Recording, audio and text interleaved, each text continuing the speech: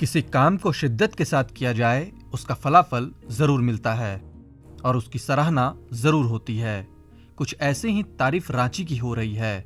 शहर के सामूहिक प्रयास से साल 2018 में डेंगू चिकनगुनिया आउटब्रेक पर काबू पाने के लिए जिस मॉडल पर काम किया गया था, आज WHO के न्यूज बुलेटिन के वॉल्यूम 11 के पेज नंबर 148 में बतौर सक्सेस स्टोरी जगह मिली है।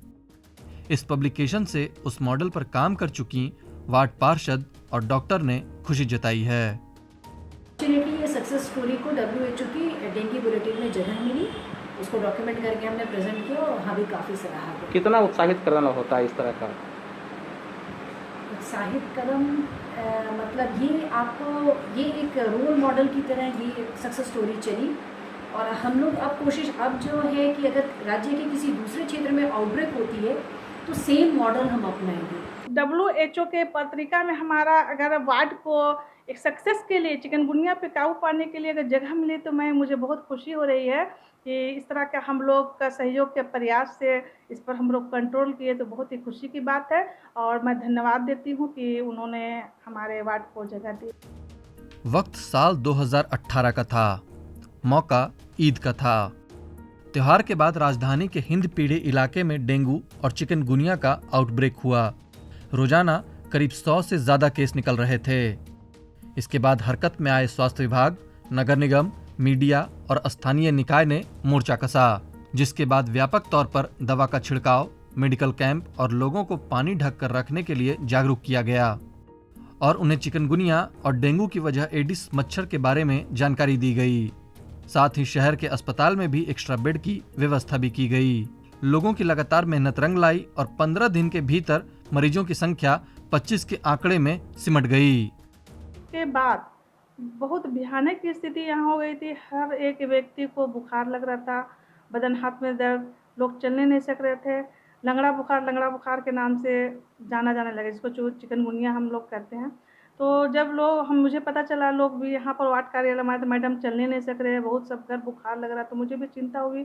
तो हमने सिविल सर्जन से बात की सदर हॉस्पिटल के। उसके बाद हम लोगों ने कैंप लगवाए यहाँ पे अपने वार्ड टाइस में और हम लोगों ने धुआंधार कैंप लगवाए। हर डेली कैंप 20 दिनों तक हमने कैंप लगाए वार्ड टाइस में, बैस में, और जितना हो सका लोगों का चेकअप जांच करवाई। दुनिया का बहुत ही कम आने लगा। नहीं क्या बोलते, पहले तो 400 500 नहीं 100-150 डेली का हम रिपोर्ट आता था, लेकिन उसके बाद हमारा बहुत कम हो गया। 15 दिन के बाद 20-25 आने लगा, तो बहुत खुशी हुई मुझे। WHO से प्रोत्साहन मिलने के बाद इस मॉडल को आने वाले समय में अपनाया जाएगा, क्योंकि इसमें हर तबके के साथ साथ हर किसी का सामूहिक प्रयास था, जिसकी वजह से शहर को एक भयंकर महामारी की चपेट में आने से बचाया जा सका। अब जो है कि अगर राज्य के किसी दूसरे क्षेत्र में आउटब्रेक होती है तो सेम मॉडल हम अपनाएंगे। मॉडल में बेसिकली हम लोग क्या किए थे कि म्यूनिसिपैलिटी के साथ समन्वय बिठाए थे और वहाँ पर एक इशू हम लोगों ने नोटिस किया था, वहाँ इरेगुलर वाटर सप्लाई थी। तो हर घर में कम से कम 15-20 कंटेनर्स थे जिसमें वो लोग पानी भर के रखते थे और जिसको वो अनकवर्ड रखते थे। तो हर घर में 15-20 हमें ब्रीडिंग साइट्स मिल रही थी। कंटेनर्स जो उतने सारे भरे हुए थे जिसको लोग फेंकना नहीं चाहते थे पब्लिक, क्योंकि उनको डर था कि उनके यहाँ फिर पानी कहाँ से आएगा। तो म्यूनिसिपैलिटी की वाटर टैंकी भी साथ चल रही थी। हम उन्हें कहते थे आप सारे वाटर को खाली कीजिए क्योंकि उसमें एडिस की ब्रीडिंग है।